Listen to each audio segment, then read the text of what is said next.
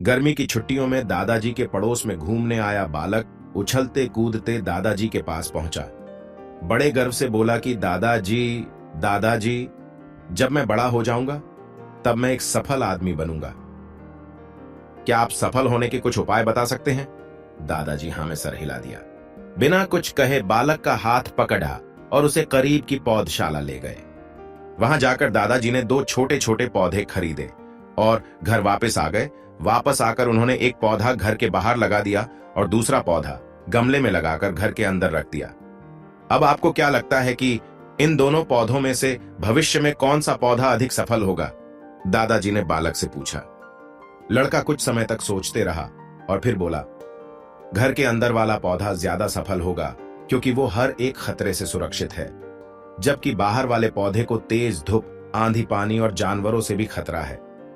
दादाजी बोले, चलो देखते हैं आगे क्या होता है, और वह अखबार उठाकर पढ़ने लगे। दादाजी दोनों पौधों पर ज्यादा ध्यान देते रहे और समय बीतता गया। 3-4 साल बाद जब एक बार फिर वह बालक अपने माता पिता के साथ गांव घूमने आया, तब अपने दादाजी को देखा।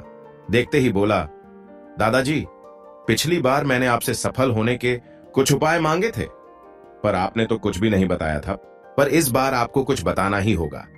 दादाजी मुस्कुराए और बालक को उस जगह ले गए जहां उन्होंने गमले में पौधा लगाया था। अब वह पौधा एक पेड़ में बदल चुका था। लड़का बोला, देखा दादाजी, मैंने कहा था ना कि ये वाला पौधा ज्यादा सफल होगा। दादाजी ने बोला कि अरे पहले बाहर वाले पौधे का हाल तो देख लो, और ये कहते हुए दादाजी बालक को बाहर ले गए। बाहर एक विशाल पेड़ गर्व से खड़ा था। उसकी शाखाएं दूर तक फैली हुई थीं और उसके छांव में खड़े राहगीर आराम से बातें कर रहे थे। अब दादाजी ने पूछा, बताओ कौन सा पौधा ज्यादा सफल हुआ? लड़का कुछ शर्माते हुए बोला, बाहर वाला। लेकिन यह कैसे संभव है? बाहर तो उसे ना जाने कितने खतरों का सामना करना पड़ा होगा। दादाजी मुस्कुराए और बोले, हाँ, बाहर वाले पौधे को बहुत सी चीजों से सामना करना पड़ा, लेकिन समस्या का सामना करने से अपने फायदे भी तो है। बाहर वाले पौधे के पास आजादी थी। वह अपनी जड़ें जितनी चाहे उतनी फैला ले, अपनी शाखाओं से आसमान को छू ले, और तुम जिस आधी तूफान से इस पेड़ के लिए मुसीबत समझते थे, उसी आधी तूफान ने ही इस पेड़ की जड़ों को इतना मजबूत बना दिया है कि आज एक छोटा सा आधी तूफान इस पेड़ का कुछ भी नहीं बिगाड़ सकता।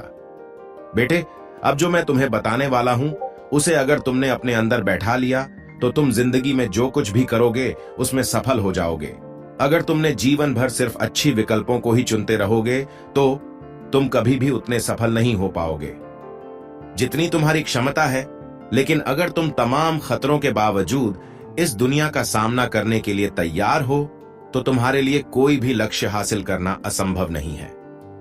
बालक ने लंबी सांस ली और उस पेड़ की तरफ देखने लगा। वह दादाजी की बातों को समझ चुका था।